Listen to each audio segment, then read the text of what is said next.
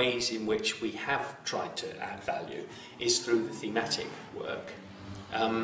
And that started by asking all the projects what their conception of learning was, because there were lots and lots of different views, and we had conferences about that. And from that, we developed the kind of little model, you know, a very simple model of teaching and learning, which we've used as a conceptual model for more detailed thematic work.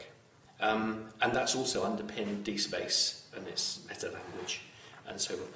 And from that conceptualization, which was negotiated in these conferences in the early days when I took it on, from that we've developed more specific thematic investments, and that's enabled us to not only involve people from within our funded projects, but researchers who were not funded by TLRP in that way, and users and others who've got involved. So it enabled us to be a bit more kind of inclusive and a bit more expansive as a programme, and it provided some intellectual focus for people from different experiences, people from different sectors, different research approaches, different theoretical positions, and they came together to worry away about user engagement or lifelong learning or you know, whatever the thematic topic actually was. So I think that gave us some shared activity and a shared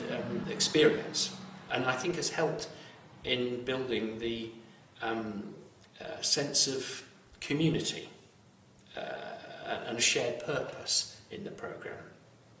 But it also meant that gradually we were able to work out together what we thought the programme was saying overall. So from the thematic investments, when the directors team got together, myself and Mary and Miriam and Alan and all the others who've been involved over the years, we worried away at, well, what does this sort of add up to overall?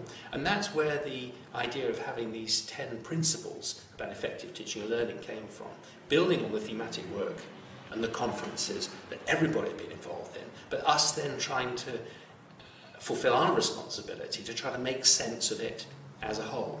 And of course, as we began to make sense of it, we fed that back to our colleagues to say, well, do you think this stacks up? And they would say, well, not quite here and there. And so we'd alter it and move it around in a kind of iterative way until we got to a point where we thought, you know, that is not perfect, but it'll probably do. It's the best we can manage.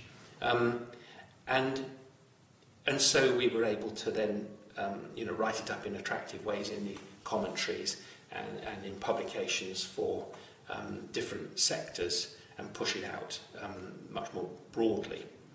And I think those that risk-taking in a way to make an impact, you know, simplifying academic arguments and presenting them in as attractively as we could, we've been prepared to take those risks, knowing that that's what they were, that we were cutting corners, and that, you know, in an academic paper it would all be qualified, but it wasn't.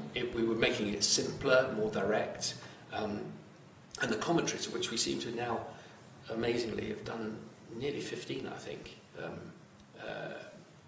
have been very effective at taking our analysis in a more attractive way out to a broader public. And you know, we're very pleased that that's come about in that way. Of course, we've also had the book series, 2 book series, and research briefings, of which there seem to be over 70 now. I say seem to be because one of the nice things about this programme is that it started to take on a kind of momentum of its own, and these numbers of outputs have kind of grown as the people involved in the programme have started to take the initiative and generate their own. So I'm not kind of having to pull the strings anymore, if you see what I mean, because it's working as an organisation that's almost self-generating material. Of course, it's a pity that having got it into that stage that we're going to end it. And that is, you know, I think a shame, because education and research has developed a lot, And the infrastructure of TLRP has demonstrated what's possible with an infrastructure.